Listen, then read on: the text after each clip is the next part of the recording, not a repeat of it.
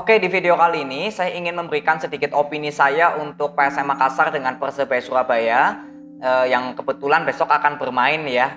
Persebaya bertemu Barito, PSM bertemu dengan Persikabo. Tapi di sini saya nggak membahas mengenai jalannya pertandingan besok ataupun review antara Persebaya dengan PSM karena saya sudah bahas ya itu pertandingan jauh-jauh hari. Tapi yang saya ingin bahas di sini adalah skema permainan dengan kualitas pemain dari kedua tim yang saya ingin jelaskan lebih detail lagi ya menurut analisa saya sendiri gitu. Persebaya dengan PSM Makassar kalau kita lihat dari skema permainannya ini jelas berbeda. PSM Makassar lebih mengandalkan permainan cepat ketika melakukan penyerangan dan ketika bertahan lebih mengandalkan atau lebih menunggu ya di zona pertahanannya sendiri, di area pertahanannya sendiri. Sedangkan untuk Persebaya Surabaya ketika menyerang ini membangun serangannya melalui bola possession dan ketika bertahan juga sama ya lebih menunggu di area pertahanannya sendiri. Jadi artinya untuk segi penyerangan kedua tim ini jelas-jelas sangat berbeda. Makanya PSM Makassar kalau bertemu dengan tim-tim yang bermain dengan bola possession ya kita bisa lihatlah statistik pertandingannya pasti PSM Makassar tidak unggul dalam bola possession.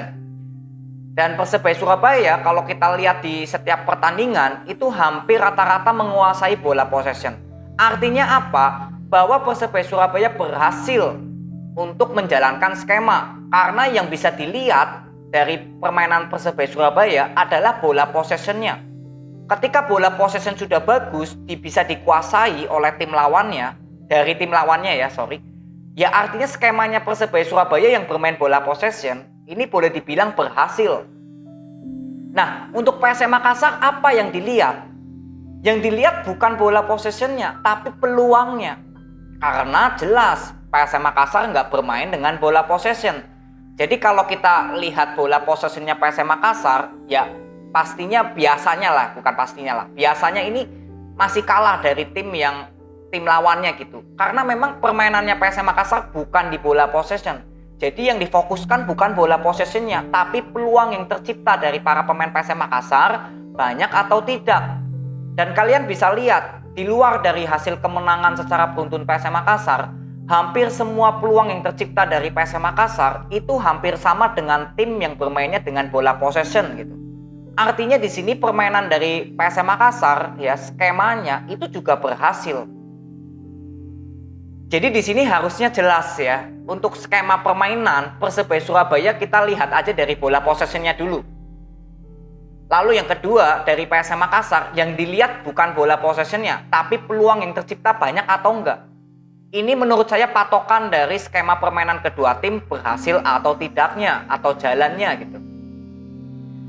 Ya, jadi di sini sudah clear untuk mengenai skema permainan dari kedua tim dari bola possession dengan peluang gol ya dari PSM Makassar dan bola possession dari Persebaya. Lalu yang kedua adalah kualitas pemain.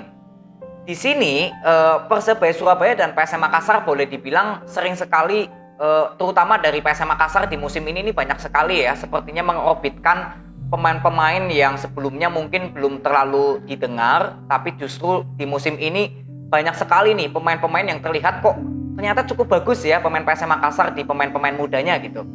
Dan untuk Persebaya Surabaya memang sudah sering ya atau bahkan selalu memberikan pemain-pemain dari didikannya Persebaya gitulah ya, pemain-pemain yang diorbitkan dari Persebaya. Ini adalah hasil yang cukup bagus dari kedua tim karena bisa menyumbangkan pemain-pemain yang boleh dibilang gak terkenal menjadi terkenal gitu. Bahkan ada yang masuk timnas dari Persebaya Surabaya, ada Marcelono Ferdinand ya, mungkin sebelumnya dari Kambuaya, Rahmat Irianto, Rizky Ridho. Walaupun Rahmat Irianto dengan Kambuaya sudah pindah gitu ya. Tapi ini kan dari pemainnya Persebaya loh. Di musim lalu juga sama. Jadi artinya jelas. Dan untuk PSM Makassar memang di musim lalu karena bermain gak terlalu baik, ya artinya gak terlihat pemain-pemain yang dimiliki dari PSM Makassar ternyata banyak yang bagus. Ini seperti belum terlihat berkembang. Karena permainan PSM Makassar di bawah dari pelatihnya di musim lalu ya, yang dari Belanda itu kalau nggak salah, ya memang nggak bisa memberikan skema yang bagus. Makanya pemain-pemain PSM Makassar ya tidak dapat mengikuti lah dengan skema pelatih yang dimiliki oleh PSM di musim lalu. Nah sekarang dengan adanya Bernardo Tavares kan jelas ya skema permainannya passing cepat, bermain passing cepat, bola nggak mengandalkan bola possession. Nah para pemain PSM Makassar yang memang notabene banyak pemain-pemain muda ini bisa langsung memberikan menyatu dengan skema yang diberikan dari Tavares.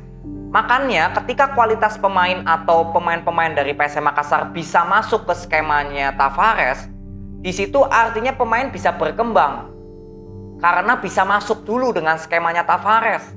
Sama seperti Persebaya Surabaya, contohnya kita ambil Taisei Marukawa dengan Samsul Arif. Ini dua pemain yang di musim lalu cukup bagus penampilannya bersama Persebaya. Karena apa? Taisei Marukawa dengan Samsul Arif bisa masuk di skemanya Coach Aji. Ketika Taisei Marukawa sekarang justru pindah ke PSIS Semarang, Samsul Arif ke Persis Solo, kita bisa lihat bagaimana perform dari kedua pemain ini yang sebelumnya cukup bagus di Persebaya, sekarang justru nggak terlihat sering terdengar namanya gitu loh, Taisei Marukawa dengan Samsul Arif.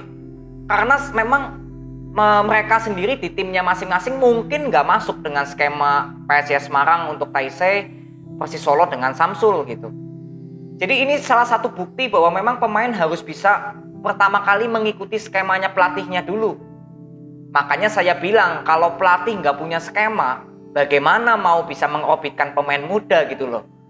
Makanya jujur ya, untuk Persebaya Surabaya dengan PSM Makassar, menurut saya ini sudah menunjuk pelatih yang tepat. Aji Santoso jelas memiliki skema, Tavares jelas memiliki skema.